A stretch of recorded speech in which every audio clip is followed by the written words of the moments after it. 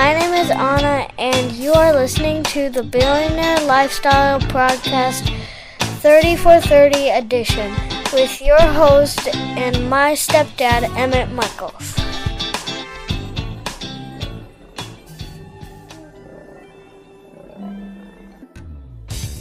Hey, how you doing? Yes, I am still in Vegas. Still in Vegas.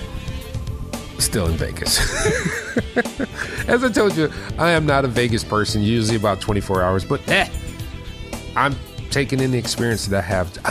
What's really awesome is just to hang out on the Las Vegas Strip or any place in Las Vegas. Find some place to park your keister, your butt. Just sit down and watch people. It is really telling about the human experience and the human dynamic. For one, here's one thing that I really noticed. Humans are really beautiful creatures. In all their shapes and sizes, whether you're skinny, fat, tall, small, it doesn't matter.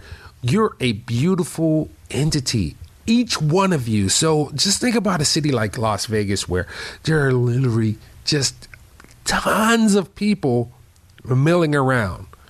And you get to sit and appreciate all of them, all of their glory, all the differences, and all those who are barely wearing clothes too, because there's a lot of people in skimpy outfits. So today I'm going to give you some things to think about, which is levels of love. I've kind of dabbled in this in my own mind over the years, and there's levels of love. You love your friends, those people you grew up with, those people who are part of your circle, part of your family. You love them. And then you have people who are maybe on the outside of that periphery who you love on a different level. It doesn't equate with those people in your inner circle, but they can be brought in. That level of love can grow. And then you have your people who you love romantically.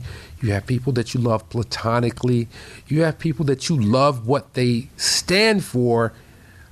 And you may not really vibe with them, but you have a connection and kinship for. But there's two types of love that I really want to discuss, because this really became apparent to me when I was going through my divorce. I was married before, which is there's two types of love: unselfish and selfish love. And in my book, The Journey of One, I kind of talk about one of those aspects of love. I talked about several of the levels, but here it is, which is selfish love, is the one that we are actually taught by media, by everything around us. It's a very Puritan kind of philosophy, which is selfish love, which is like, I can have this thing and only I can experience it in this way. No one else can. Then there's unselfish love, which is where you love something, or this is more or less towards someone, where you love them, and just because they can't be a part of your life, you still love them enough that you want them to have the experience of living without you. And it's not selfish, where you're saying, look, I love you. I know I really can't be with you, but I love you enough to say, go and do your thing. Now, I'm going to relate this to sex, actually. And I really became aware of this and began to start understanding it after my divorce. Because when you go through a divorce or a separation or breakup with someone, your mind and your heart is just in turmoil. It's just, there's an empty hole there. Your whole chakras, they don't feel right. So I'm going to give it to you like this. If people who are not really into chakras, I remember when I was going through my divorce, and it was a little bit trying. I had different areas of my chest that would be uncomfortable depending on the situation. So when in the overall field is literally right directly where I would suspect my heart is. But then there was an instance before that when I was gathering this information where it was just below where my heart is, like, where your ribs and kind of open up and you think where your stomach would be.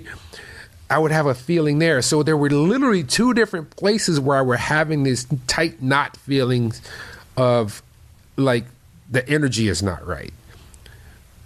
So these levels of love can manifest and can trigger certain points in your body to let you know what's happening in your life. It's a similar feeling when you meet someone and you're starting to fall. Your levels of love are starting to stack, and you're starting to get that maximum level of love. You start to feel it in your whole core. You feel it in your mind. You feel it in your heart.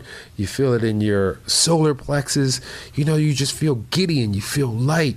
But there's so many levels of love, and we only think about it in one way, like, hey, I love you, you love me, we can only love each other in a certain way. But that's not true. My wife and I were having this conversation about love, intimacy, and selfishness versus unselfishness. So basically, when you come together as a couple, you make a contract. And because of our society where we're in, a lot of times that veil of security is based on sex and intimacy. And a lot of people don't even understand intimacy to the fact, like, you can be intimate with someone without literally being physical. But we were talking about how she is her own person. She is allowing me access to her being. And it is ultimately her. And the same thing goes for me as well. I am a being, and I own myself, and I am allowing someone to have access. So we make this kind of contract that says, hey, at this moment, right now, we have this contract where we agree to be in a certain way with each other. Now, at any given time, one party or the other can change their mind, or they can give that love to someone else. Remember, it is not about you, it is about them.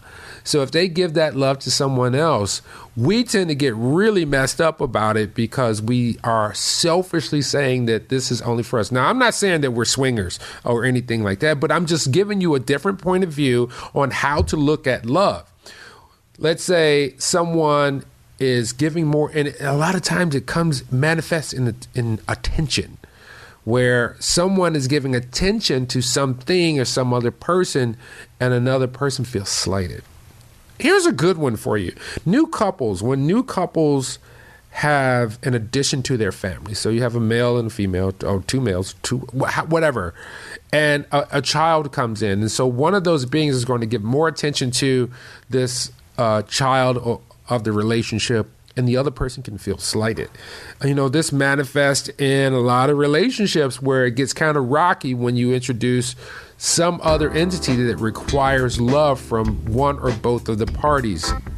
So you really have to understand your levels of love and your selfishness with love and your gratuitous nature with love. I know this is kind of an abstract thought, but hopefully it will resonate and you will pick it up for yourself as to how it resonates in your life. But just remember, love is love. There's so many levels of it. And what we are here to do is to find the greatest expression of it on this planet. And as I said, love yourself, because when you love yourself, when you unselfishly love yourself, that love is going to be infectious, and it will also give people a benchmark with how to love, because we are so taught to love selfishly when we should be taught to love unselfishly. If we could love more unselfishly, we'd have less conflict and less wars and less strife in the world. Till next time, love yourself. This is me from Vegas, signing out. See you tomorrow. Peace.